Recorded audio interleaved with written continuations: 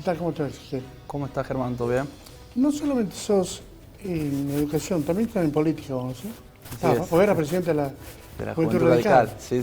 En el 2018, en el 2010... no, perdón. ¿Tenés ideas qué está pasando con los radicales hoy? Ya no sabes, eso lejos. Estoy lejos del radicalismo, pero bueno, es evidente. Nosotros cuando nos fuimos del radicalismo habíamos marcado una postura muy clara de que el partido necesitaba de alguna manera generar cambios en cuestiones generacionales, pero también en cuestión de agenda pública, digamos. Creo que hoy el radicalismo ha perdido identidad y eso está a la clara. Yo justamente tuve una discusión con Roberto Sánchez que creo que hoy viene de una derrota muy fuerte, pero digo, no hacer leña con el árbol caído, pero sí creo que está a la clara que la decisión que tomamos en aquel momento muchos jóvenes de irnos y alejarnos del radicalismo fue justamente por no sentir identificado con un proceso político que entendíamos que iba a terminar como terminó. Hay buenos cuadros políticos, hay buenos dirigentes, hay excelentes personas a las cuales siempre voy a agradecer porque me han enseñado mucho, pero creo que se han, digamos, inmiscuido en la mezquindad política, en intereses personales y está a las claras en las elecciones nacionales, independientemente del fenómeno Milei, ¿no? Pero veamos en Tucumán. ¿A quién le atribuís vos la caída de Sánchez? ¿Tan fuerte?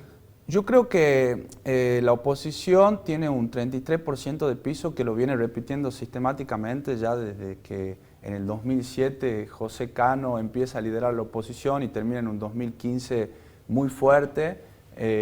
Yo creo que ese 33% nunca lo bajó y hoy ese electorado ha entendido que Libertad Avanza es quien representa sus intereses, quien representa esa agenda de la oposición. Y el radicalismo no ha interpretado esas modificaciones, esos cambios que ha generado las elecciones nacionales del 2023, poniéndolo a Milei a la cabeza del gobierno nacional. Y lejos, digamos, de entender ese proceso, creo que incluso se ha inmiscuido, como decía recién, se ha cerrado, ha tratado de salir a buscar un electorado en la cual ya no lo seducía. O sea, yo creo que cuando uno ve las elecciones del circuito acá en la capital, en San Miguel de Tucumán, del circuito 1 al 7, claramente y compara con las elecciones anteriores, la evolución del voto es muy claro, digamos, en mesas donde antes José Cano, Silvia Elías de Pérez, Roberto, Mariano Campero ganaban con 3.000, 3.500 votos en zonas o circuitos del centro, hoy sacaban 500 o 600 votos.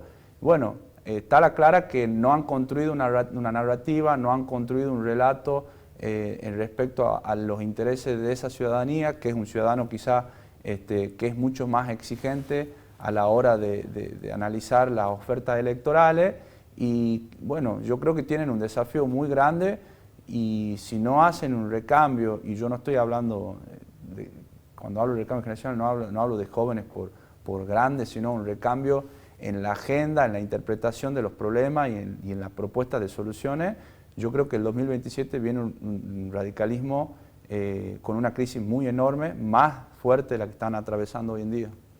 Y el resto, porque en la capital no solamente le ha ido mal al radicalismo, el peronismo también fue mal. Bueno, yo soy parte de ese proceso. ¿Vos estás en el peronismo vos? Nosotros tenemos un partido que es el Partido Popular, un partido popular tucumano, un partido donde yo soy secretario general actualmente, el doctor Mario Belli es el presidente, también está el ex ministro de Obras Públicas, Fabián Soria, encabezando y liderando todo este proceso, y nosotros hemos tratado de sumar y de colaborar y cooperar desde nuestro lugar, pero bueno, también entendemos que... Perdón, apoyando el peronismo. Apoyando, sí, a la lista de Osvaldo Jaldo, por supuesto, donde también está compuesta, bueno, por hombres y mujeres del peronismo, pero nosotros entendemos que el peronismo es un movimiento en donde participamos diferentes sectores de la sociedad.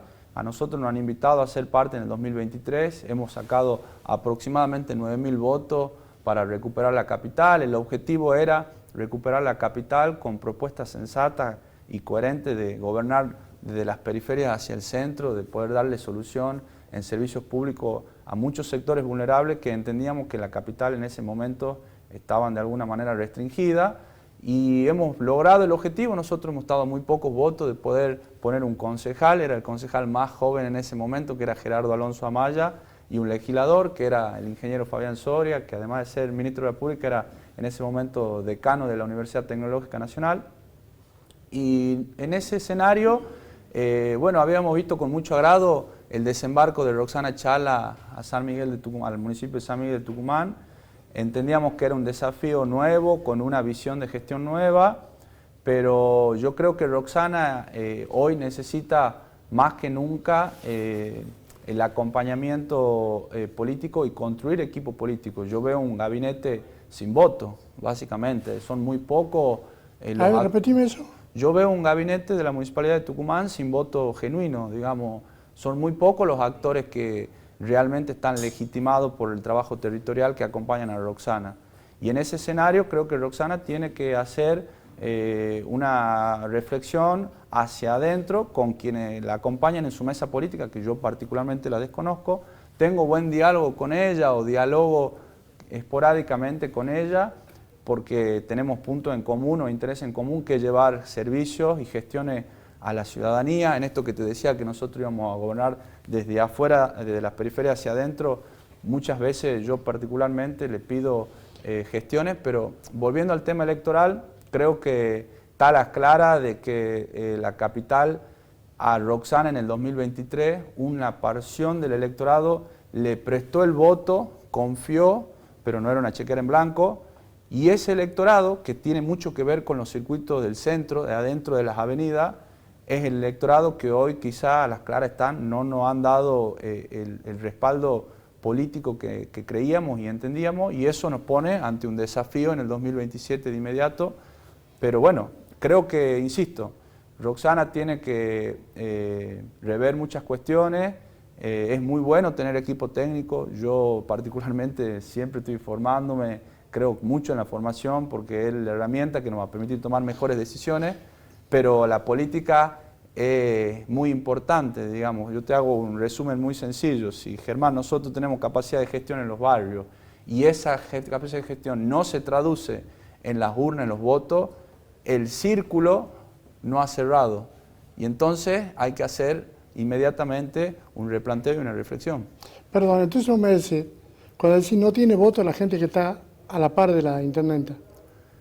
Y está la clara, digamos, yo la verdad no le conozco a muchos de los funcionarios procesos de participación política activa, de haber sido candidato, de haber conformado un partido, de haber sido autoridad del partido, de haber ganado elecciones.